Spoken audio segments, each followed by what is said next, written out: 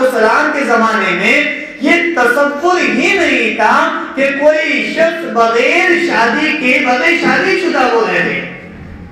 آج ہمارے یہاں ایک پیٹرن بن چکا ہے کہ لڑکی کی عمر 25 سال 30 سال 35 سال تک گزر گئی ہے لیکن ان کی شادی نہیں ہو رہی ہے. اکثر شادیاں جو لیٹ کی جا رہی ہیں وہ نوکریوں کے چکر میں اس کے چکر کے اندر لیٹ کی جا رہی ہے, یا کہیں پر بغیر وجہ کے ایک رواج بن گیا ہے کہ بھائی شادیاں جو ہوں گی وہ 27 سال 28 سال 30 سال کی عمر کے اندر. یہ بالکل غلط رواج ہے.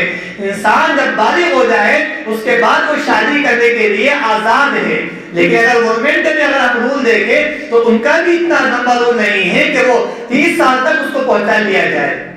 الشيطان الرجيم بسم الله الرحمن الرحيم وأنكحوا الأيام منكم والصالحين من عبادكم وإمائكم إن يكونوا فقراء يغنهم الله من فضله والله واسع عليم صدق الله العظيم. عن علي رضي الله تعالى عنه أن النبي صلى الله عليه وسلم قال ثلاث يا علي ثلاث لا تؤخرها الصلاة إذا أتت والجنازة إذا حضرت والأيم إذا وجدت لها كفوا أو كما قال عليه الصلاة والسلام.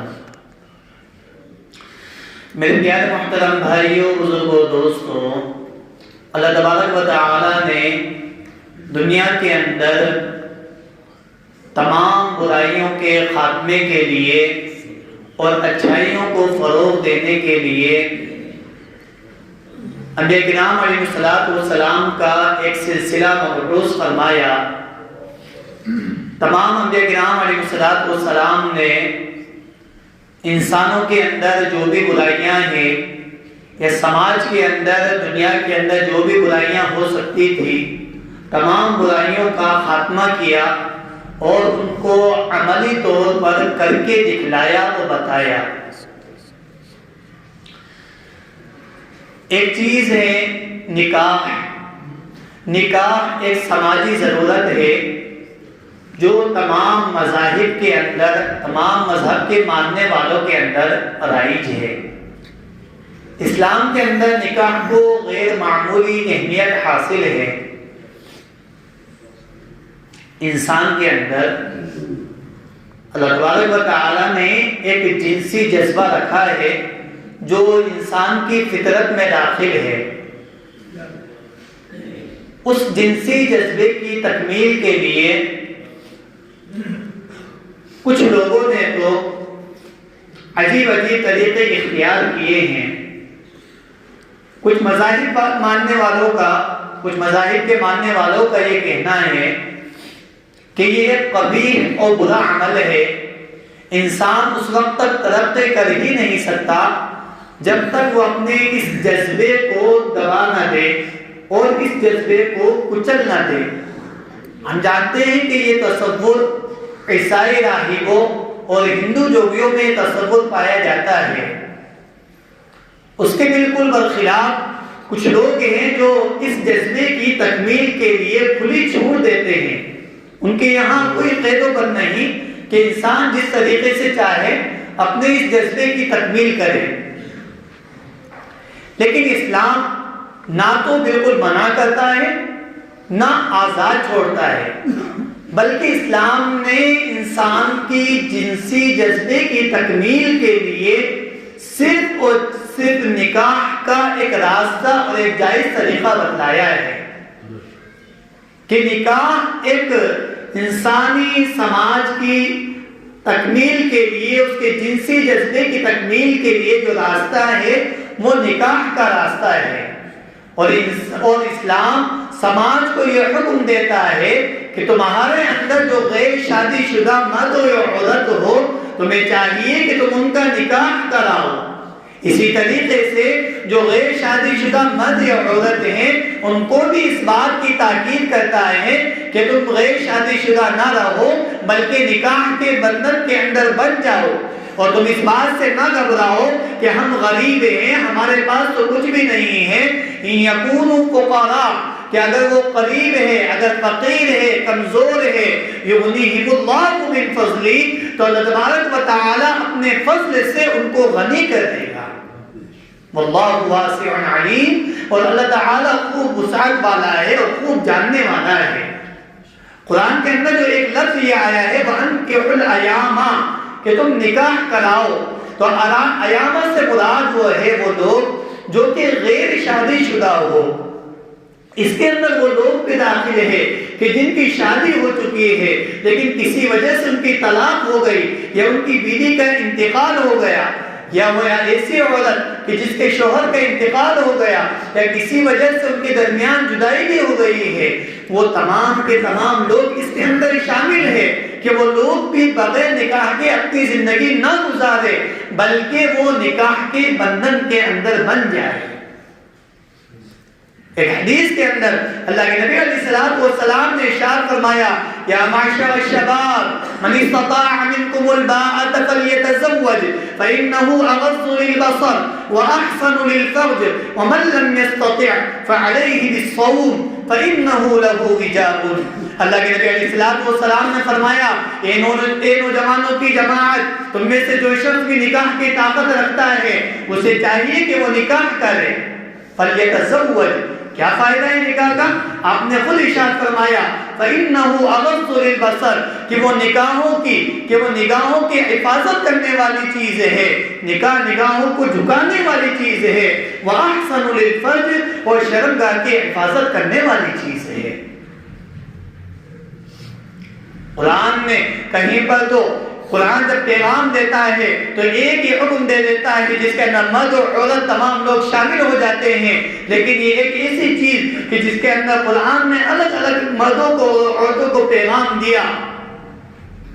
مسافحین کہ غیر مسافحین ولا متخذی اخدان، محصنین غیر مسافحین ولا متخذی اخدان، کہ تم پاک باز رہو اور تم آزاد رہ کر بالکل کھلے چھپے اپنے آوارگی کا مظاہرہ نہ کرو بلکہ اپنے نکاح کے بندھن کے اندر بن جاؤ۔ اسی طریقے سے عورتوں کے حکم دیا کہ تم بھی اپنی آزادی کے ساتھ زندگی نہ گزارو، کہ کھلے چھپے اپنی جنسی جذبات کی تکمیل کرتے رہو اور اپنی چوری چھپے ناجائز تعلقات قائم کرتے رہو۔ دونوں کو حکم دیا کہ ان چیزوں سے بچو، بلکہ اسلام تو اس سے آگے بڑھ کر اور یہ کہتا ہے، اور اس سے آگے بڑھ کر اس نے اور اس چیز سے روکا کہ وہ نکاح کو تو فروغ دیتا ہے لیکن اس کے بالمقابل جو شخص جس سماج کے اندر نکاح کا رواج نہیں ہوتا اور جو نکاح کو نہیں کرتے، اس کے بعد جو ضرورت جو آتی ہے تو انسان سے غلط راستے کے اوپر جاتا ہے اور زنا کے راستے کے اوپر چلا جاتا ہے۔ تو قرآن اس کے متعلق کہتا ہے وَلَا تَقْرَبُوا الزِّنَا إِنَّهُ كَانَ فَاحِشًا وَسَاءَ سَبِيلًا، یہ نہیں کہا کہ زنا مت کرو بلکہ کہا زنا کے قریب بھی نہ پھٹکو، زنا کے قریب بھی نہ جاؤ، زنا مت کرو، یہ نہیں کہا کہ یہ کہ شراب مت پیو اس طریقے سے، بلکہ فرمایا وَلَا تَقْرَبُوا الزِّنَا، کہ زنا کے قریب بھی مت جاؤ، إِنَّهُ كَانَ فَاحِشًا، کہ یہ بہت ہی برا کام ہے، وَسَاءَ سَبِيلًا، اور یہ بہت ہی برا راستہ ہے۔ اور صرف یہ کہہ کر اس بات کو ختم نہیں کیا بلکہ قرآن نے آگے بڑھ کر اور یہ بات کہی ہے کہ اگر تم میں سے کچھ لوگ ہیں جو اس سے باز نہیں آتے ہیں، اگر پھر بھی وہ اس کام کا اگر ارتکاب کرتے ہیں تو اگر وہ غیر شادی شدہ مرد ہیں تو ان کو 100 کوڑے لگائے جائیں، اور اگر وہ شادی شدہ ہے تو ان کو ایک گڑھا کھود کر اس کے اندر ان کو ڈال کر پتھروں سے مار مار کر ان کو ہلاک کر دیا جائے۔ اسلام نے ایسی سخت سزا مقرر کی ہے کہ جس کے بعد انسان اس سزا کو دیکھنے کے بعد اور سزا کو سننے کے بعد اس طرف انسان کی ہمت نہیں ہوتی کہ اس طرف بڑھے۔ اسلام کا قانون ایک یہ اللہ کا قانون ہے، کسی انسان کا بنایا ہوا قانون نہیں ہے کہ آج ہے اور کل بدل جائے، بلکہ اسلام کا یہ قانون ایک اٹل قانون ہے جو قیامت تک یہ قانون رہے گا۔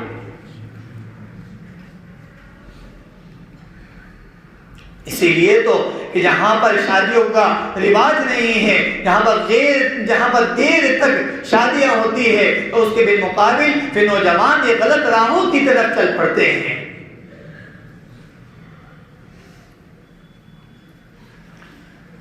اللہ کے نبی علیہ السلام کے زمانے کے اندر نکاح کو اتنا آسان بنایا گیا. اللہ کے نبی علیہ السلام نے فرمایا آج ہمارے یہاں نکاح کس کو کہتے ہیں؟ بڑھیا نکاح کون سا ہے کہ جس کے اندر بڑھیا لائٹنگ ہو, بڑھیا شادی کے ہال بک کرائے گئے ہو اور خوب اس کے اندر لوگوں کو بلایا گیا ہو. آج ہماری نکاح کے اندر وہ نکاح ہو گیا.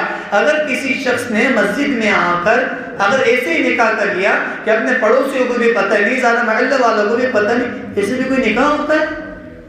یہ بھی کوئی نکاح کرنے کی چیز ہے ایسے بھی؟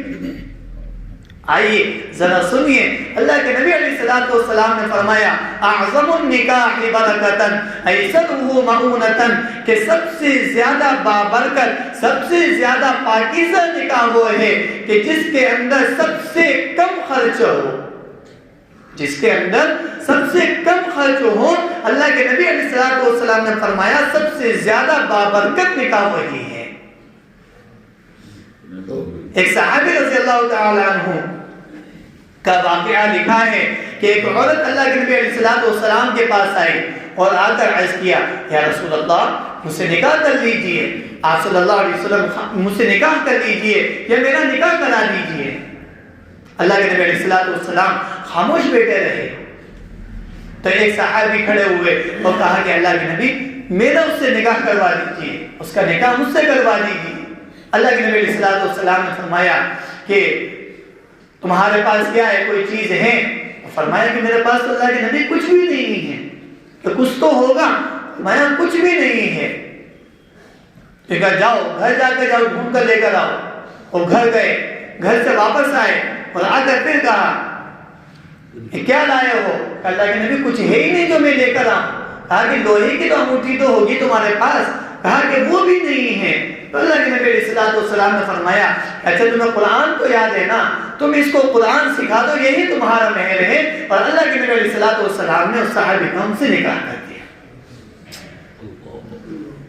دیکھیے آج ہم جو دیکھتے ہیں کہ سب سے پہلی جو چیز جو دیکھی جاتی ہے وہ نکاح کہ بھئی سامنے والے کا بیک گراؤنڈ کیسا ہے, اس کے پاس پیسہ وغیرہ ہے کہ نہیں, کہ وہ کس قسم کا انسان ہے. اگر وہ پیسے والا ہے تو پھر ساری چیزیں ڈیسائیڈ میں کیا حسن و جمال بھی تھوڑا وہ چل جاتا ہے. دینداری کو تو بالکل دیکھنا ہی نہیں ہے, وہ تو بالکل لاسٹ کے اوپر ہے. چلو ٹھیک ہے ہو جائے گا, بعد میں آ جائے گا, دماغ میں نکل جائے گا, اس سے آ جائے گا. کہ نہیں یہ چیز نہیں دیکھی جاتی.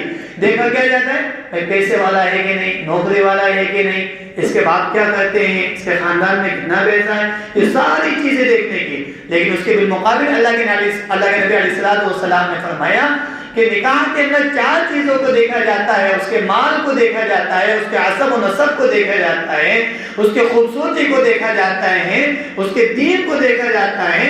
فَظْفَرْ بِذَاتِ الدِّينِ, کہ تم دین کو اختیار کرو, تریبت یداک, ورنہ دین کو چھوڑ کر جو شخص کسی راستے کو اختیار کرے گا تو وہ ہلاکت میں جائے گا. آپ نے مثال دے کر بتایا کہ اس طریقے سے بھی نکاح کرائے گئے ہیں.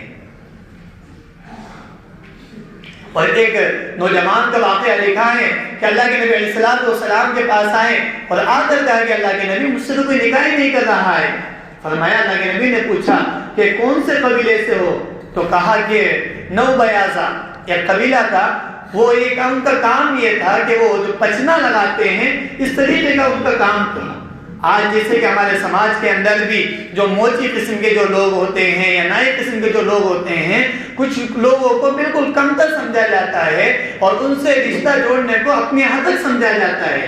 اللہ کے نبی علیہ السلام نے ان کے قبیلے کے اندر پیغام بھیجا کہ جاؤ اور اپنے قبیلے والے سے جا کر کہو کہ اللہ کے نبی علیہ السلام نے فرمایا ہے کہ میرا نکاح کراؤ.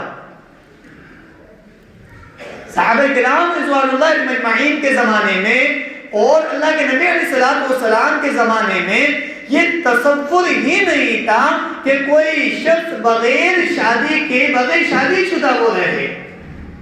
آج ہمارے یہاں ایک پیٹرن بن چکا ہے کہ لڑکے کی عمر 25 سال 30 سال 35 سال تک گزر رہی ہیں لیکن ان کی شادیاں نہیں ہو رہی ہیں.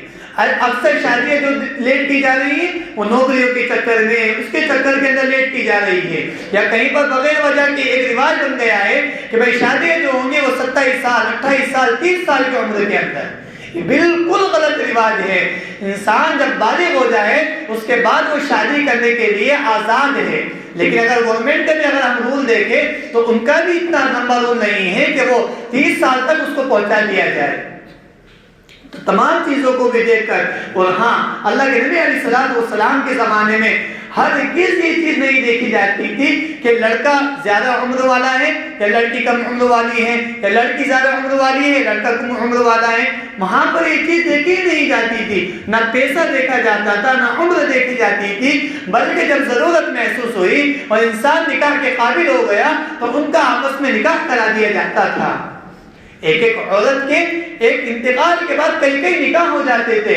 آج ہمارے یہاں ایک دھارنا یہ بن گئی ہے، ایک سوچ یہ بن گئی ہے کہ اگر اس کا شوہر کا انتقال ہو گیا یا وہ بیوی کو طلاق ہو گئی ہے تو اب اس کا دوسرا نکاح کرانے کی ضرورت ہی محسوس نہیں کی جاتی۔ بلکہ میں آپ کو بتلاتا ہوں کہ ایک صحابی تھی حضرت عاتقہ بنت زید رضی اللہ تعالیٰ عنہ، کہ ان کا نکاح حضرت عبداللہ بن ابو بکر رضی اللہ تعالیٰ عنہ سے ہوا۔ ان کا انتقال ہوا، حضرت عبداللہ کا انتقال ہو گیا غزوہ طائف کے اندر۔ پھر ان کا دوسرا نکاح ہوا زید بن خطاب سے، پھر ان کا انتقال ہو گیا تو ان کا نکاح ہوا حضرت عمر بن خطاب رضی اللہ تعالیٰ عنہ سے، یعنی حضرت عمر فاروق رضی اللہ تعالیٰ عنہ سے۔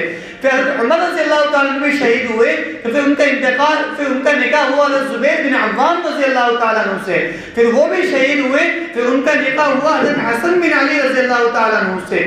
کئی نکاح ہوئے، شہید ہوئے پھر دوسرا نکاح، پھر کوئی شہید ہوا پھر دوسرا نکاح۔ اس وجہ سے ان کا لقب پڑ گیا تھا زوجۃ الشہداء، یعنی کئی شہیدوں کی بیوی۔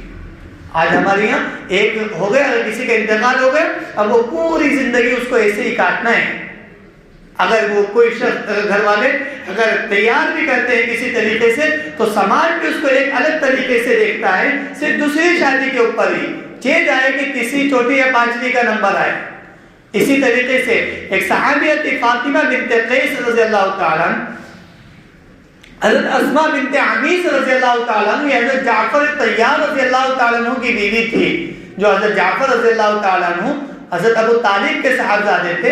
غزوہ موتا کے اندر ان کی شہادت ہوئی تھی کہ جب وہ شہید ہوئے تو پھر اس کے بعد حضرت ابو بکر رضی اللہ تعالیٰ عنہ نے ان سے نکاح کیا۔ حضرت ابو بکر رضی اللہ تعالیٰ عنہ بھی شہید ہو گئے تو پھر اس کے بعد حضرت علی رضی اللہ تعالیٰ عنہ نے ان سے نکاح کیا۔ تو کہنے کی بات ایک یہ ہے کہ اس سماج میں اللہ کے نبی علیہ السلام کے دور کے اندر اس بات کا رواج ہی نہیں تھا، یہ تصور ہی نہیں تھا کہ لوگ بغیر شادی شدہ رہ جائیں۔ اس لیے آج ہمیں بھی ضرورت ہے، ایک ٹاپک رہ گیا، انشاءاللہ اس کو کسی اور موقع پر ذکر کریں گے، جہیز کے متعلق اس کو کسی اور موقع پر ذکر کریں گے، وقت بھی وہ چلا ہے۔ اس لیے ہمیں بھی چاہیے کہ ہمارے اندر جو نوجوان ہیں جن کی عمریں ہو چکی ہیں تو وہ ہرگز اس چیز کو نہ دیکھیں کہ ابھی تو اپنا کیریئر بنا لے، ابھی تو اپنا پیسہ بنا لے، ابھی تو اپنا یہ کر لے۔